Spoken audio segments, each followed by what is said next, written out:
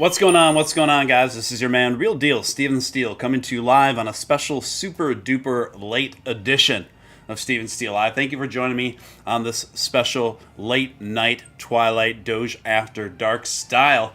Got a cool show lined up for you tonight. Plenty of big topics to go over tonight. Since we last talked, gang, there has been a plethora of interesting developments, and we are going to get down to them, boppers. So yeah, just strap in, whether you got chamomile tea or a cocktail or something in between. We are gonna do it to it. Before we get started, if I could ask you to smash that like button. It really helps out a lot. It's the number one thing that helps out with those, navigate through those tricky YouTube algorithms.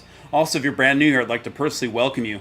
We've got an awesome community here, and I want you to be a part of it. So make sure to hit subscribe, hit all on that notification bell, and descend with us to the moon, Mars, and beyond. Also, if you feel compelled to super chat anywhere throughout the duration of this broadcast, that's immensely appreciated for all the time and efforts put in. Without any further ado, let's see who's active in the chat so far tonight. We've got CryptoCoon, and Donna Tabuki. Good to see Donna in the mix. Keith Havens. And Donna celebrating 6 months of membership here. Time flies when you're having fun, I tell you. Woohoo, she says. And yeah, thank you for your continued support, Donna. Really appreciate you. And Donna starting things off with a strong super chat with a $20 to make you holler. She says, here's to Keith Havens for knowing my last name is Italian and not Asian. Who would think Tabuki is Asian? I guess I could kind of maybe see it, but it sounds very distinctly Italian to me. But Zaxi in the mix. Mr. Lin, good to see you as well. Who else? Mama Crypto, of course, holding it down. Appreciate you. Alvin, good to see you as well. Am I missing anyone? Abstractus Artemis, of course. Rodrigo, good to see you, Rodrigo. Who else? RW celebrating 5 months of membership. Thank you for your continued support, RW. Also, if you haven't become a member and you'd like to, all you got to do is hit that join button below the video. Easy to do so. And you can become a member for as little as $4 a month. Who else we got here? Oh, Rock Lobster in the mix. Good to see you, Mr. Lobster. Thank you for the $5 super chats. Congrats, brother, on a one year YouTube anniversary. Yes, it's been almost exactly 1 year now. Maybe today, to this date, now that I think about it. But, guys, I am going to put together a special 1 year celebration show that's coming very soon. I'm going to announce that. I'm going to have some special guests, and we're going to have a lot of fun. Kind of a celebration stream, hang out, and just have a lot of fun. So watch out for that in the very near future. I'm thinking within the week. So watch out for that. Keep the notifications on. Jason Smith, good to see you in the mix. And thank you for the super chat, Rock Lobster. I think I'm caught up on people that are active in the chat, lurkers not included. You know, we're going to have a bit of a sparse, I think we're probably going to have a pretty sparse attendance tonight. It's about 1:10 in the morning in my neck of the woods. And by the way, thank you for waiting for me to go on. I know I said I was going to go on about 15 minutes earlier than I did, but I had to prep time for the show took longer than anticipated. So thanks for waiting, guys. Thanks for waiting. Without any further ado, let's get down to it, boppers. Let's just crack into it. Decrypto.com reporting Coinbase hit with over $5 million in a lawsuit of an unlicensed sale of Dogecoin and 78 other crypto assets. A new class action lawsuit takes aim at Coinbase's decision to list dozens of tokens that may be securities. In brief, the story, you guys, is the class action names 79 crypto assets that are allegedly securities were sold by Coinbase. It claims that every user who lost money on these assets should be reimbursed for the losses. I mean, wow. This could be a major payout for Coinbase and a major win for traders. 3 Coinbase users are accusing the company of selling unlicensed securities and are seeking at least $5 million on behalf of themselves and everyone else who purchased Dogecoin, Solana, Cardano, and others. Coinbase, these exchanges, right? There's pros and cons to each one of them. And Coinbase definitely has some strengths. Coinbase is one of the exchanges that I am active on. And they do a lot of things right, but they also have a track record of, letting down customers. A track record of well, this sort of thing that we're hearing about now. At the same time, I do think that Coinbase is definitely going to continue to be a mainstay in terms of crypto platforms. They're not going anywhere. And in fact, even after, if they lose this lawsuit and end up paying out a bunch of money to some of their users, I think they'll still be just fine. In fact, Coinbase, I believe, will probably end up posing the biggest rivalry to OpenSea. So they are going to be starting their own NFT marketplace. So it'll be interesting to see how that goes. But Coinbase, come on, what are you doing? Let's get it together. Sort yourselves out. I know it's hard. I mean, but at the same time, users deserve more transparency and competency. I mean, really, really. Now, let's get to the next story here.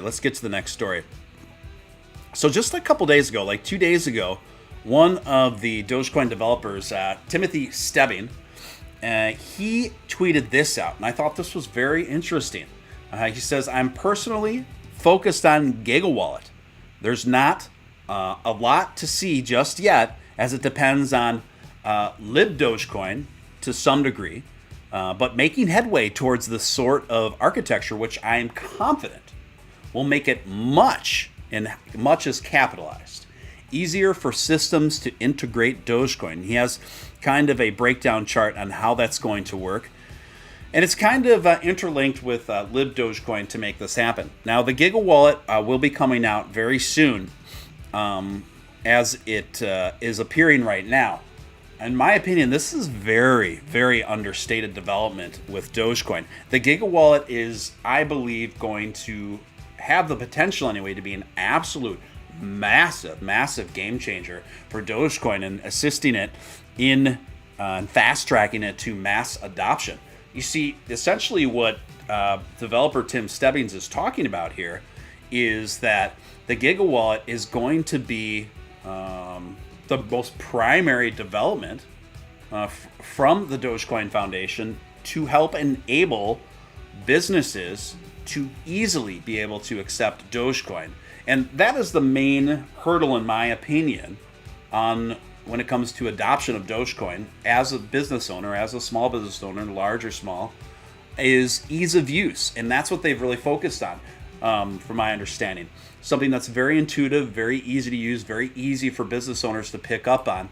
And if business owners can make the experience to accept Dogecoin something very comprehensible and user-friendly, that is obviously going to help the mass adoption of Dogecoin exponentially. So I believe the Dogecoin Foundation is working tirelessly, and from what I've seen, is making very positive steps and very concrete steps and very ambitious plans and steps to essentially ensure that Dogecoin will be the number one transacted cryptocurrency in a retail space. And I believe, from everything that we already know about Dogecoin, not even including the trail map that's been laid out for 2022, of only a small part of it which has been accomplished so far, but it's an incredibly ambitious undertaking, this trail map that the Dogecoin Foundation has laid out for this year. And I believe by the time we get to the end of that trail map, the ground will be more than set, more than ever before, in a big way, for Dogecoin to really step up and be that number one most popular transacted currency, digital currency on the planet. Honestly, I really feel that way. Furthermore, the amount and volume that people have been tipping, even since going back to 2013 as it relates to Dogecoin, has been exceptional, just exceptional. So as far as a digital currency that people are ready and willing to spend and use and purchase and transact with others, it is bar none right at the top, if not the top. Perhaps the only one to be rivaled in that capacity, Ethereum. So I'm very excited about that. I'm very, very excited about the Gigawallet. I'm very excited about LibDogecoin. And I'm very excited about Doge Radio. And we're going to talk more about that in another episode. And that is another aspect of the Dogecoin trail map for 2022 as it relates to Starlink integration. And I'm working on getting more detailed information regarding that aspect of the trail map behind the scenes. I'll definitely keep you guys posted. Jason Huppin coming in with a $20 super chat. Thank you for your generous super chat, Jason. Really appreciate you, man. Happy 1 show anniversary. Yes, indeed. Yes, indeed. Thank you so much. How many of you have been here for the entire year, or close to the entire year, since I started this channel? I'm just curious. Mr. Lynn, speaking of tipping, just sent 69 Doge to Steven's wallet. Wow. Thank you so much for that. That's super cool of you, Mr. Lynn. I really appreciate that, man. You didn't have to do that, but hugely appreciate it. Thank you so much. I'm humbled and grateful. Thank you, man. Thank you. And we love the number 69 here. It's one of probably our favorite number around these parts. So thank you, Mr. Lynn. Seriously appreciate it. It's super cool. It's super cool. Let's get to another tweet that I saw from Mishi Lumen. And for those of you who don't know, Mishi Lumen is one of the other core Dogecoin developers who's been on the scene, I think, since 2013 or 14. And she tweeted this out a couple weeks ago, actually, but I thought it was very relevant to what we're discussing here tonight. And she said this: "Hey people, sorry if it seems like I've been ignoring Twitter stuff. I really haven't. I just pulled my head out of Twitter for a few days with how the world is going right now, working on the Radio Doge telemetry language, hoping that many folks' luck turns around for the better." So here's just kind of a hint that Mishi Lumen, these folks, they may not be the most communicative at times, but it's because they're working their butts off. And they're working their butts off behind the scenes for the betterment of Dogecoin and for the betterment of its development and practicality and expansion and its adoption going forward.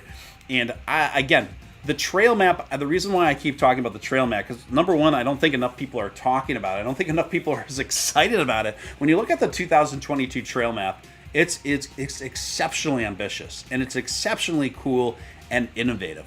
There's a lot to be excited about. In my opinion, anyone who's doubting the Doge, when you look at what the objectives are just for 2022 when it comes to Dogecoin and the connections that they are working on right now, and yes, in direct relation to Elon Musk, most notably Starlink. And don't even get me started on Tesla. I do believe that's going to happen sometime within this year. We're going to see a full Dogecoin integration with Tesla, and then we're going to see integration of Dogecoin with Starlink. I think things look very bullish long-term for Dogecoin. And I'm sure some of you caught that footage I tweeted about of Mark Cuban at a Mavericks game. Someone asked him while he was being filmed on someone's phone if he was down with sheep, if he was a sheep holder, if he had owned any. And to which Mark Cuban used some very colorful language about his sentiments about sheep, and then expressed Dogecoin. Doge is where it's at. So doubling down on this still apparent enthusiasm for Dogecoin. Of course, it's very significant when it comes from someone like Mark Cuban, who is a absolute titan of industry, particularly in the financial sectors, and obviously an incredible entrepreneur. Additionally to that, so I think it is a big deal when Mark Cuban reaffirms his support for Dogecoin. And also, I wouldn't be surprised if Kevin O'Leary jumped on the Doge train too. You know that obviously him and Mark Cuban are in touch, and Kevin O'Leary, somebody who started off very skeptical of the entire crypto space, very skeptical of the NFT space, now is reported to have a full 20% of his portfolio wrapped up in crypto investments, wrapped up in even some NFT investments. So Kevin O'Leary really definitely changed his tune over the past year and a half to become very bullish on cryptocurrency. And I wouldn't be surprised if Mr. Wonderful owns some Dogecoin already, but I think it's going to be inevitable that he will own it. And I'll explain to you guys why. I think once Tesla accepts Dogecoin fully, right now it's kind of like they accept it partially. And what I mean by that is right now you can buy some Tesla merch with Dogecoin. So it's limited to that. But I do believe that Dogecoin will reach full acceptance and integration with Tesla, where people will be able to finance and purchase Tesla vehicles with Dogecoin. I believe that once that happens and once that's set in stone and announced and goes on record as being so, I think there are a lot of really well-moneyed investors that will ape in essentially on Dogecoin at that time, because you got to keep in mind that is kind of one of the main metrics for more well-moneyed, more conservative investors. When you think about how many people hadn't even previously considered, or not maybe not considered, hadn't previously purchased any Bitcoin, but once that announcement was made through Tesla integration of Bitcoin initially, so many new investors came pouring in. It just drove that market cap pretty wild style with that surge of new investment capital coming through as it relates to Bitcoin. So we have no reason to believe that's not the same can't happen for Dogecoin. So very exciting stuff. Another thing too, when you think about the volatility levels of crypto, particularly when it relates to Bitcoin, Bitcoin was down like around 29,000 or something like that, just 2 months. I held the three figures, just 2 months before it ended up ascending to its all-time high of nearly 70K, right? So I tell you guys that because a lot can change in a very short amount of time. And when people are getting kind of down in the dumps due to bear market trends, it's important to remind ourselves that things can change very, very quickly in this space.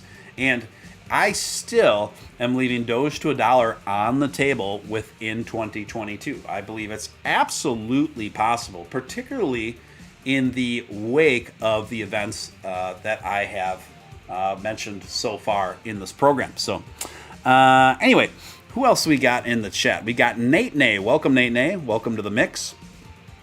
Anyway, so you guys keep your notifications on, because I am currently right now putting together a special 1-year anniversary special with a plethora of awesome guests, and don't miss that one. And I promise that will be an earlier show, and I'm gonna have to make it an earlier show to accommodate my guests. And by the way, thank you again, guys, for rolling with me on my unconventional schedule. I run a business during the day that's been incredibly demanding of me, and I've been kind of overwhelmed by it, frankly. And so consequentially, believe it or not, lately, this is the earliest I can get to you guys because of my workload. So I really appreciate it. Appreciate it, guys. And yes, hello to the lurkers. We love the lurkers. Thank you for the reminder, Mama Crypto. Benzinga reporting. And this happened, this was like for a couple days ago, but a very interesting story. Some of you, I'm sure, have heard about. Dogecoin whale moves, get this, 263 million Doge, worth over $29 million in one go as Dogecoin climbs higher. A whale, crypto speak for a larger holder, of course, owning Dogecoin, recently decided to move an astounding quantity of Doge as the market is shaken by significant geopolitical and economic forces. The blockchain data service ClankApp shows that a single transaction on Wednesday moved nearly 263 million Doge, valued about $30 million as of press time. Now, furthermore, the transaction shows recent reports showing that Dogecoin whales performed 118 transactions worth at least $2 million being processed. So it's important to note that this huge transaction was just moved. It wasn't sold off. It was just moved. So more than likely to an external wallet. And we're showing more and more people are holding their Bitcoin and their Dogecoin on external wallets. This is something that's pretty underreported, in my opinion. I've talked about this in the past in the show, but I haven't brought it up lately.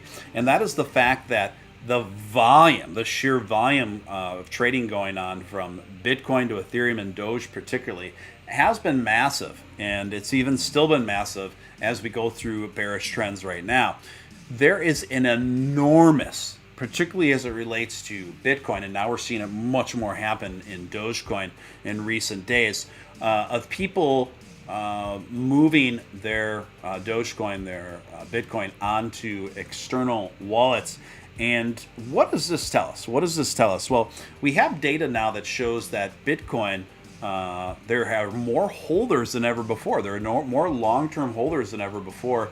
And since we are living in a Bitcoin dominant market, we have pretty good reason to believe that that is the overall trend for and trajectory of the rest of the market. Well, particularly on the higher market cap projects, we're just seeing more and more holders on the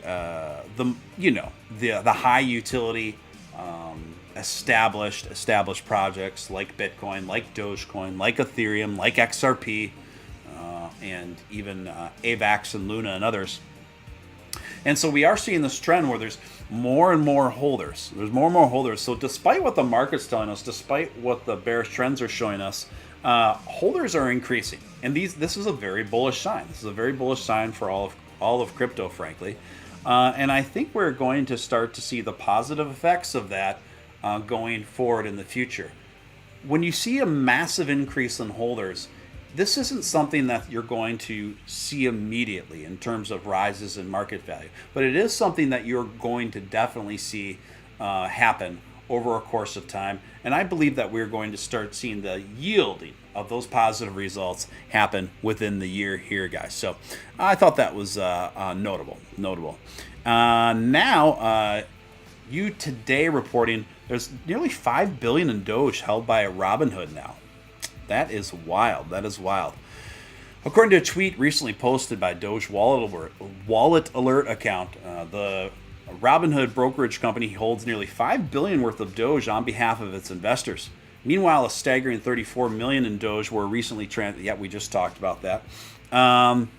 So, what does this mean? And why is this important? Why even bring this up? Well, I'll tell you what it means. Firstly, those are massive numbers. Secondly, we know now for a fact that over 30% of all Dogecoin holders are on Robinhood. Now, almost everyone, not everyone yet, but almost everyone now has a Robinhood wallet.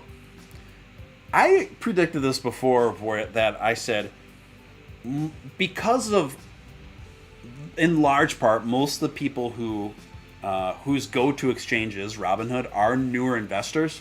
They're not going to be actually using the wallets as much as just wanting to know the security of having one, that they can move off their Dogecoin, they can move off their digital assets if they wanted to. And just the peace of mind of knowing that they can is enough to calm the restless sea of investors. And I think that's what we're seeing played out right now. And I know that Robinhood was part of the reason why they're hesitant to roll out the wallets is because they were afraid of a massive exodus of users leaving the platform once the wallets are granted, particularly as it relates to Dogecoin. I don't think there's data to really show that that's happening. Now, a certain degree of it is happening, and I don't think that's a bad thing. I really don't. But at the same time, I think this is kind of a win-win. I think it's kind of a win-win.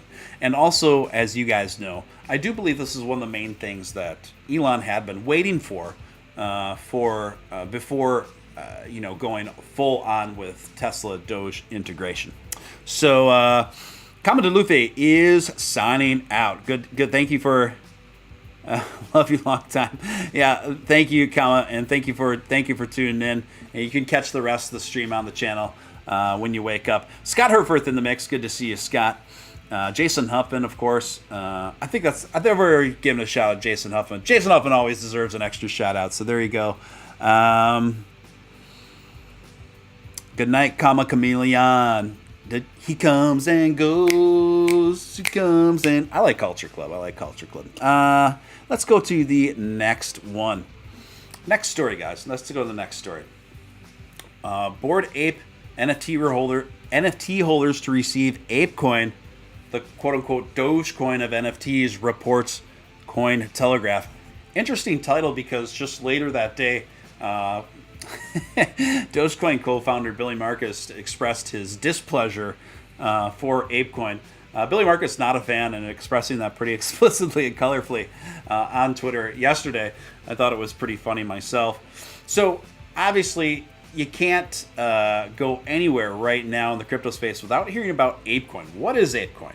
And what do we know about it, and what do I think about it? We're going to tackle that all right now. So, owners of the Bored Ape Yacht Club NFTs, including celebrity holders like Eminem, Steve Curry, Jimmy Fallon, and Mark Cuban, are set to receive a brand new token called Ape as yet another incentive for being a part of the exclusive digital asset club. The developer of the new token is the Apecoin, decentralized autonomous organization, and is notably separate from Yuga Labs. And Apecoin tweeted this out on the 16th, introducing Apecoin, a token for culture, gaming, and commerce used to empower a decentralized community building at the forefront of Web3. Owners of the Bored Ape Yacht Club NFTs will be able to claim approximately 10,000 Apecoin each, but 1 billion soon to be released. Apecoin tokens will also be distributed among a series of parties. Now, my first impression of Apecoin weren't the strongest. In fact, there's definitely reason to be suspicious. There's definitely reason to be concerned, most notably for the fact that only less than 50% of Apecoin is available to the public. The rest have been, the rest of the liquidity of that project is automatically put in the hands of Bored Ape Yacht Club holders. So, what a huge bonus if you're a Bored Ape Yacht Club holder. To receive all that Apecoin, because Apecoin went absolutely ape, you know what, on opening day, up about 12% or 12,000% from launch. Now, overall, the predominant beneficiaries of a parabolic rise like that, as it relates to Apecoin, are the holders and not so much the public. Okay, obviously that's not good.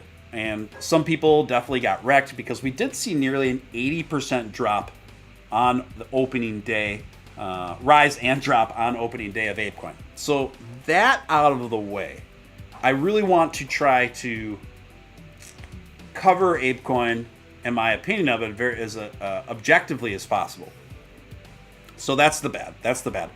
The good is it's reasonably recovered since then. And we've got to be fair about covering this because not that it's as bullish as it was at its ATH, but let's take a look at where Apecoin is right now, actually. So Ape right now is trading decently at $13.40. Now, just to put things in perspective for you guys, its all-time high ascended to about $18 before crashing down considerably to, I think, around $7. And it wasn't 12,000% up. It was about 1,500% up. So big difference there. Just want to clarify that. But still, massive, massive parabolic rise, obviously, on opening day for Ape. Now, I really think it's a much more high-risk investment when you're talking about more than 50% of the liquidity belonging and defaulting to the hands of Bored Ape Yacht Club holders. So that's obviously something you want to keep in mind and be cautious of before aping in, see what I did there, to the project. But that being said, at the end of the day, it's kind of up to, you're kind of at the mercy of the Bored Ape Yacht Club community in large part as a public buyer of this project. Okay, now it's quite possible that the owners of the Bored Ape Yacht Club, most of them could be holding most of their Apecoin now that we've gone through the initial cash out and drop, right? So that is going to cause, potentially anyway, a stabilizing effect, much of which we are seeing right now, I believe. And you got to also factor too, is I think it's safe to assume, particularly at this juncture, that a lot of the Bored Ape Yacht Club holders are pretty well moneyed, let's be honest. So they're not going to be super eager to cash all their Apecoin out and dump on everyone else. Now, we certainly saw that happen to a certain degree, but I think it's possible that those holders that have shorted and dumped have been shaken out for the most part, and we probably are seeing a reasonable amount of long-term Ape holders among Bored Ape Yacht Club holders. So I know this is getting kind of confusing, right? So that's possible. Now, could Apecoin really eat it from here? It absolutely could. It absolutely could. But what I'm trying to do is give you guys a full picture so you can do with it what you will. It might be worth I've seen fairly respected technical analysis predict that Apecoin could go upwards of $35, $45 within the year. I certainly think that's on the cards. This thing could also tank down to $5 as well. So I'm just trying to give you guys the full perspective here in regards to it. Let's use in the chat. We've got Darlene. Darlene's in the chat, and we're going to talk about. We're going to touch on Darlene's new project. Darlene's a friend of mine, and we're going to talk about. I'm going to talk about her new project shortly. So stay tuned for that. Thank you, Nate, for the compliment. Appreciate it. So Scott says, "Oh wow, are we buying Apecoin or not?" You know what? My personal opinion, it might be worth just a small investment. Of course, don't invest what you can't lose. You know the deal. But just that. I wouldn't go in big on it, particularly at this juncture. And we've got a special co-host here tonight. We've got Remy. Remy just needs to be seen on the screen, if you know what I mean. Say hi, Remy. Say hi. She wants you guys to know she's here. And you know, she's such a needy girl. And she needs her attention, so she's coming in for it now. A little cameo from Remy. The Upcoin account is in the house, doing great. How's everyone tonight? Good to see you in the mix. We bring people together. That's what we do here on Steve and Steele Live. We bring the people together. Well, out there on the Twitterverse, people are bickering back and forth. We try to bring people together, right? So I will leave the Apecoin investment up to you.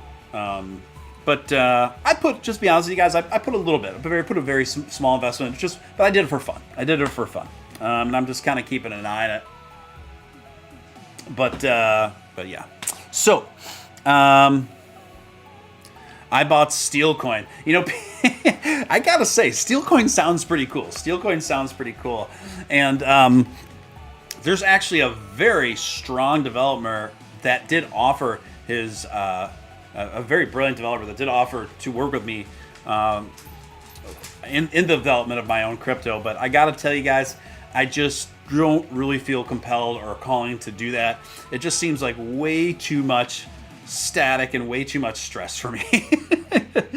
You know, it's just like, and then inevitably, if your coin doesn't start doing well, you know, everyone's devs do something, and then you're going to be blamed, and you know, people are going to make all sorts of wild speculations, and I'm good. I don't feel compelled to start Steele coin. I like it in a theory. I like it as a joke. Steele coin, like, I like it as an idea that it might be cool to make t-shirts or like memes about Steele coin. That would be cool. Create a coin that doesn't really exist, but it only exists on memes, and it only exists maybe on swag. I like that idea. But that's about as far as I would take it. To be honest with you guys. But I do appreciate it. Now let's get to the next story. Vitalik Buterin. Congratulations to Vitalik Buterin. Made the cover of Time magazine. And I read through this article, and it had a lot of very thoughtful things to say, a lot of very interesting things to say, and certainly Vitalik Buterin had a lot of brilliant things to say as well. I mean, the guy's an absolute genius. Let's be real here. And then also Time had a lot of kind of biased, kind of woke agenda, kind of slanted stuff that was kind of in a way of kind of backhanding and dissing crypto. And don't be wrong, there's plenty of things to criticize in the crypto space, but the way they did it was just so heavy-handed and patronizing and agenda-driven. It was like, wow, you know. But other than that, it's great to see Vitalik Buterin on the cover of Time magazine. Of course, it was great to see Elon Musk be Time magazine's Person of the Year. So it's a very cool. All in all, I'd recommend reading it. Now, of course, because Twitter has its share of a-holes, a lot of people have been retweeting the Time Person, or not Time Person, but the Time cover of Vitalik Buterin, and making fun of Vitalik's appearance. So you had a lot of people just making fun of Vitalik Buterin's appearance without really knowing anything about him, number one. Number two, it wasn't even clever. Most people, it's not even clever or funny. It just reminded me of like bullies in junior high from 1980. It was just pretty lame. So, and Vitaly Buterin retweeted this, retweeted some of these replies and people making fun of his appearance, and he seems to be taking it all in stride and having fun with it. And you got to have pretty thick skin to be in a position that he's in. Seeing that, you know, it really makes even more sense to me why Billy Marcus doesn't like to put his picture out there, or doesn't like to. He just rather chooses to be the Doge avatar. It makes a lot of sense. Makes a lot of sense. I'm gonna take this time to shill my partnership with WEBULL, and this is good because they went back up on the promo again, where you can get five free stocks now with WEBULL. And if you haven't started a WEBULL account, you just start a WEBULL account through the link I have pinned at the top of the chat, and you'll get 5 free stocks, which can be worth up to quite a lot, really. And all you have to do is get a WEBULL account and put a deposit in your account. Now, the deposit can be as little as $1. It can be as little as literally 1 penny. That's it. And you will get 5 free stocks sent to you. And I know more and more of you guys have been taking advantage of that. It's good to see, especially in these bear market times. It's good to get some freebies, right? Good to get some freebies. Let's see what's going on. People are jealous. Absolutely, absolutely. And, you know, here we have Vitaly Buterin is a self-made billionaire, and I think he's still in his 20s. I don't think the guy's even reached 30 yet, which is absolutely extraordinary. Hey, Remy, what's up? What's up, sweetie? So Remy vying for attention. She wants to be in the limelight again, guys. She wants to be in the limelight again. Zaxi says Vitaly would be a beast if he got big with the iron jaw. Yes. He's got the Chad jaw, doesn't he? He does. Vitaly Buterin's got the Chad facial features. Remy, calm. Okay. Yeah, WEBULL. Yeah, they don't have a lot of cryptocurrencies, but all I'm telling you guys, I'm not saying you got to do your crypto trading there, but they do have Dogecoin on there. I'm just letting you guys know that there's free stocks on the table for you if you want them. Let's go to the next story.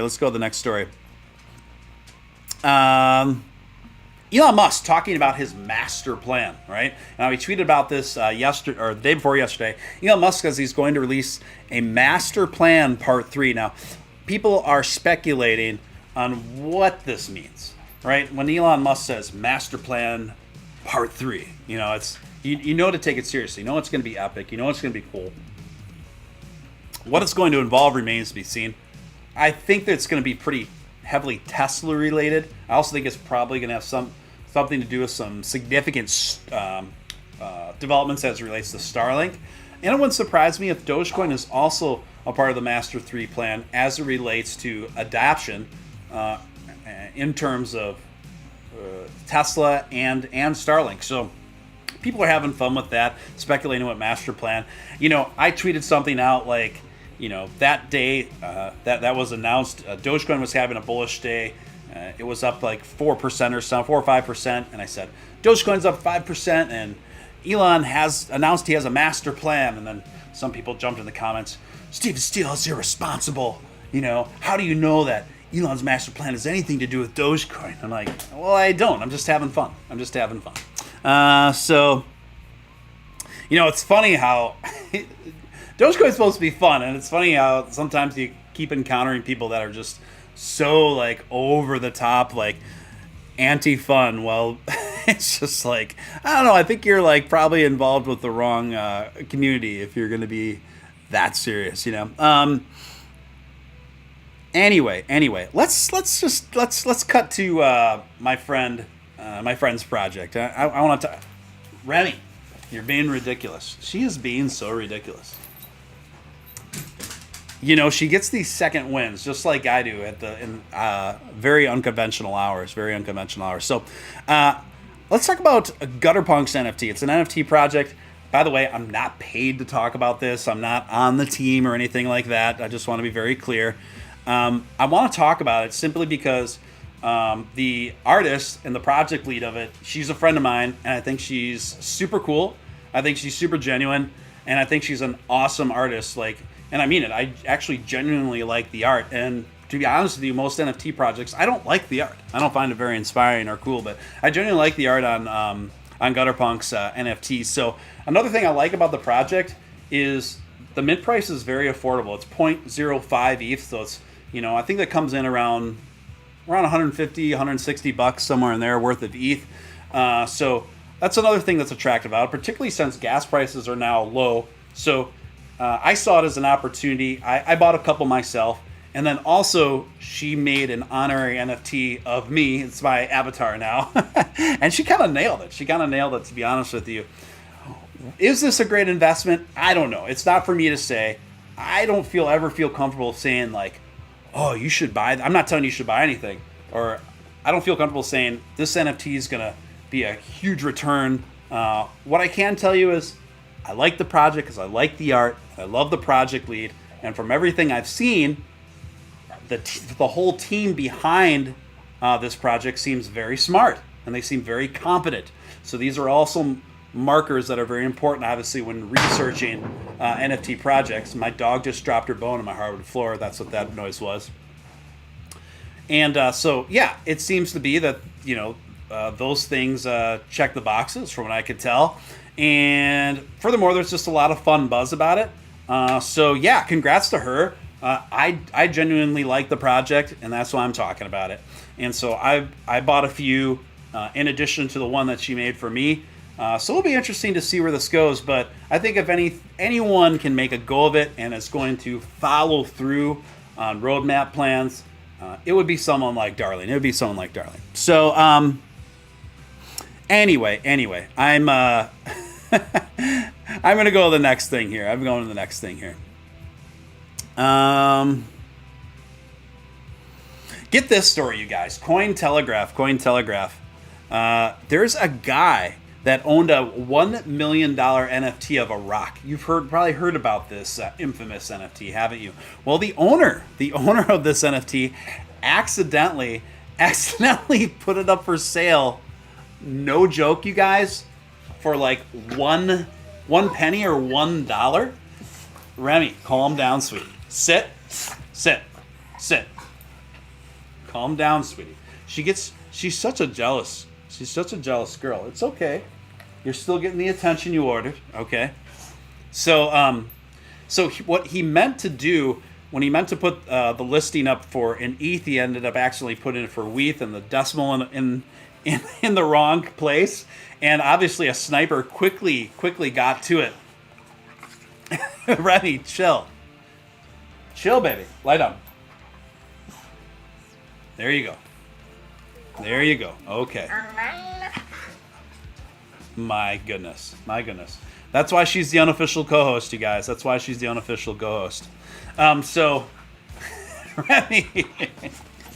Remy, chill. Calm. Thank you. Okay, so that being said, yeah, this guy accidentally sold his $1 million NFT for like a penny or like $1. And that's a bummer. So this is a good reminder, before you put up things for sale, make sure, triple check what your reserve is. I mean, this is a really good reminder and he said that he had just recently partaken in the little bit of the wacky tobacco, if you know what I mean. And this is a warning. Reefer Madness can cost you $1 million, kids. So yeah, Darlene. I like the name Darlene. It's a very classic name, very classic Southern charm name, and obviously it reminds me of the old Dolly Parton song. This Doge just tearing up Tupperware over here, making a lot of noise. Can you please call the Doge? Thank you.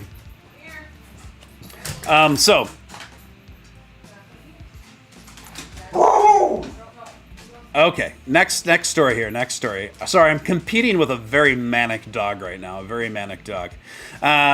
This story is courtesy of CoinDesk, you guys.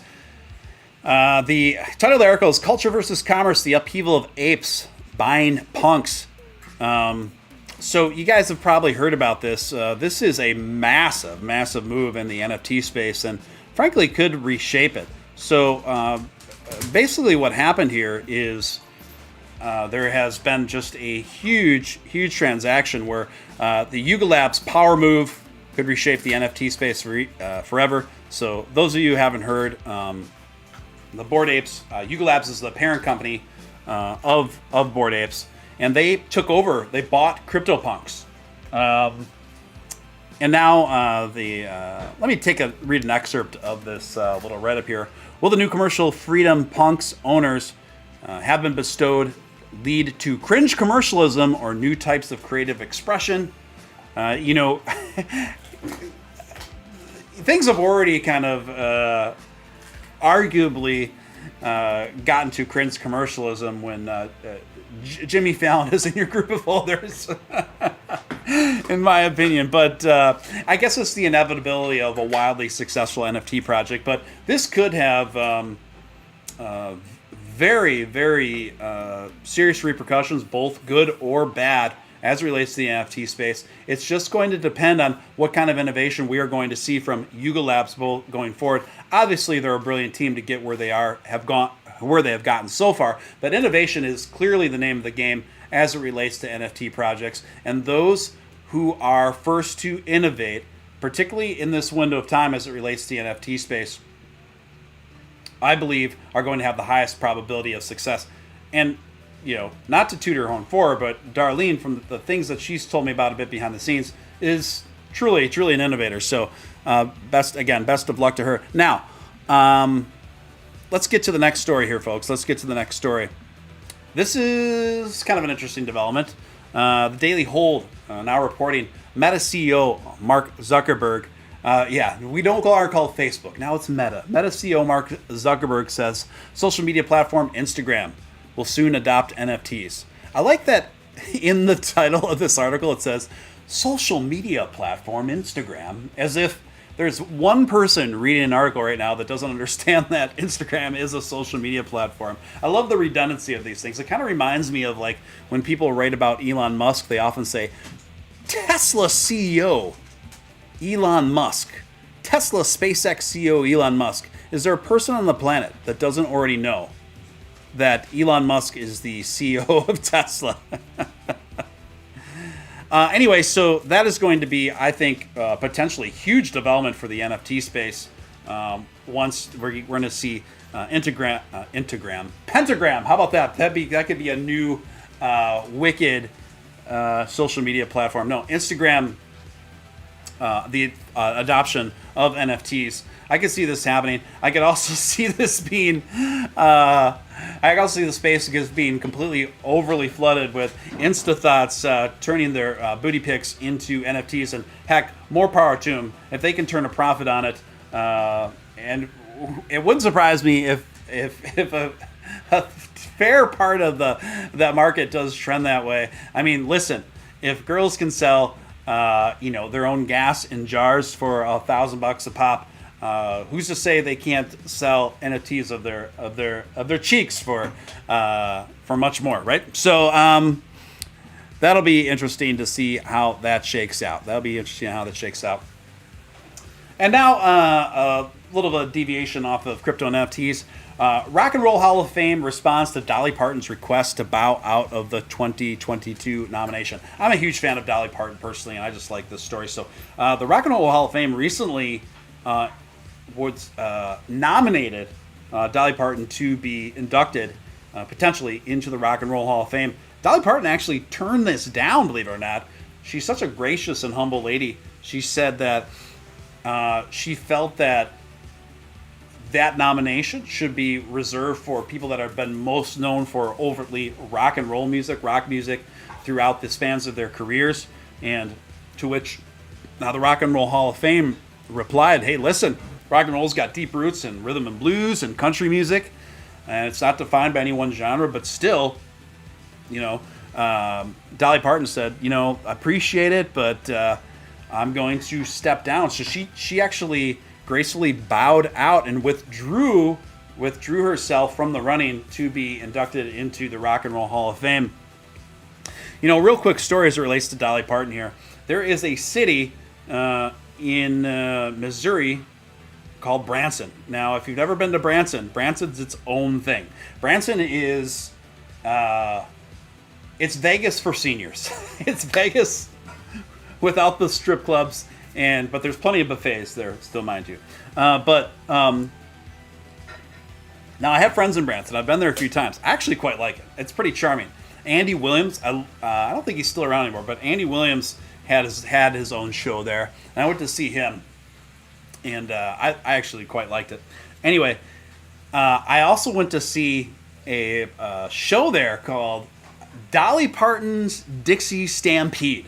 Okay, Dolly Parton's Dixie Stampede. Now, this was kind of like, I don't know if any of you are familiar with the eating show experience that is known as Medieval Times. It is in the suburbs of Chicago, and it was most notably featured in the dark comedy 90s film Cable Guy, starring Jim Carrey and what's his name from Ferris Bueller.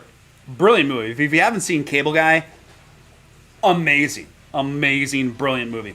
Anyway, moving to it, the bottom line is, the concept of the business is you eat in like a mini coliseum, and then you get entertained by a show involving horses and other things. Obviously, medieval times is going to involve like jousting and things like this. So it's the same kind of concept. And both of these places, napkins and silverware are absent. No, they give you napkins and wet wipes, but no silverware, and you're just eating big like turkey legs and stuff like this, right? So we're doing this sort of thing at the Dolly Parton Dixie Stampede.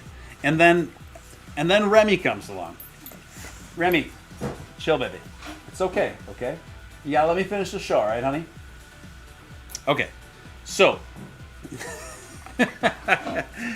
Remy, ugh.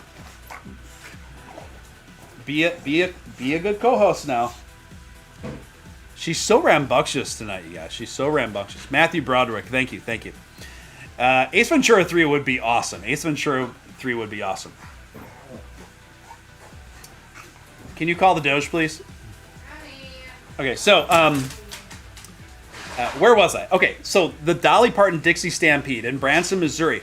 They have these cowgirls come out, and they're doing all these wild, like, tricked out things, like standing on top of horses and like surfing the horses and doing all this cool stuff, and jumping through hoops and that kind of stuff too, jumping through a couple fire hoops too. Then they next leveled this whole thing, and this is where things got really wild and impressive to me. These cowgirls at the Dolly Parton Dixie Stampede took out some ostriches, and they started riding the ostriches and doing all sorts of tricks on the ostriches. These cowgirls were riding freaking ostriches. Anyway, one of them I found a bit easy on the eyes, and I feel like we made eye contact, but I wasn't sure. After the show, her and I exchanged information. I ended up like becoming good friends and like kind of dating this girl whenever I was in Branson, and she's probably she's the best ostrich rider I've ever met in my life. So that's just a tangent story related to Dolly Parton. Horseback riding in the Ozarks is amazing, says Stacy. Yes, I believe it. I haven't done it, but I would love to. Sounds like my kind of place. Branson's cool. It's very wholesome. Right? It's an interesting dynamic because it's its own thing. It's its own culture. It's Vegas for seniors, but it's very quaint. And a lot of mountains, a lot of natural beauty there. Let's see what's going on. KP says, Cable Guy is one of my all-time favorite movies. Give all the nights free cable. Yes. In fact, I might stream Cable Guy tonight. I might go to sleep to that. It's so good. I like the bandana, Steve. Thank you, Stacy. Appreciate it. Thanks for tuning in. Yeah, Darlene's awesome. Let's see. Ostrich rider in quotes. I won't go any further with that. Yeah. So anyway, let's see what's going on with the charts, you guys. It looks like Dogecoin's creeping its way back up to 12 cents. Obviously, we love to see that. A little bit of bullish behavior. Right now, of course, we are on just a 5-minute chart, but got a couple nice green weenies that rolled in since we've been on the air, folks. And, of course, we love those green weenies. We love those green weenies. We love them more than the red ones. That's all. That much we know. That much we know. Right now, let's see what the rest of the charts are doing right now. Bitcoin right now trading almost at 42,000. So just to be clear, Bitcoin is up 7% for the week, almost 2.5% for the day. And in the last hour, trading just very evenly sideways. Obviously, these are very significant moves, and the most bullish Bitcoins looked in over 6 weeks' time. So will this keep up? I think it will. For those of you who bought the dip when Bitcoin reached down to about 34,000, congrats. I personally think you made a really strong move. Looks like another green weenie's going up here. It'd be nice if we get over 12 cents while we're on the air yet here. Ethereum finally coming up, just trading a bit under 3,000. Now, overall, I'm down on my Ethereum holdings. I gotta admit to you guys, but fortunately, my portfolio in its totality is still resoundingly in the green. Luna finally corrected, and it was inevitable that it would do so. Trading right now at about $88, but still, to put things in perspective for you, still up 57% for the month. So Luna overall, huge net win, even after retracement.